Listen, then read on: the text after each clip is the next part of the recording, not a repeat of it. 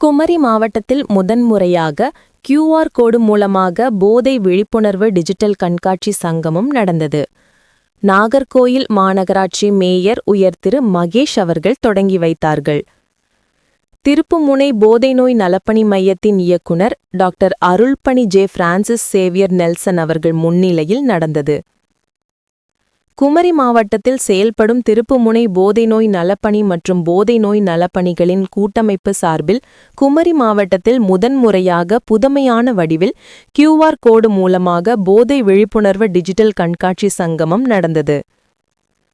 Digital விழிப்புணர்வு கண்காட்சி சங்கம நிகழ்வில் போதை நோய்கள் குறித்த விழிப்புணர்வு குறும்படங்கள், பாடல்கள், மின்னூல்கள், விழிப்புணர்வு உரைகள், ஆடியோக்கள், விழிப்புணர்வு போஸ்டர்கள், போதை நோய் குறித்த சிகிச்சைக்கு தொடர்பு கொள்ள வேண்டிய முகவரிகள் என அனைத்து தகவல்களும் டிஜிட்டல் வடிவில் கண்காட்சியாக வெளியிடப்பட்டது.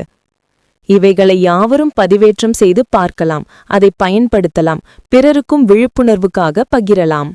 செல்போனில் உள்ள QR கோட் ஸ்கேனர் பயன்படுத்தி அனைத்து விதமான போதை விழிப்புணர்வு தரவுகளையும் பெறலாம்.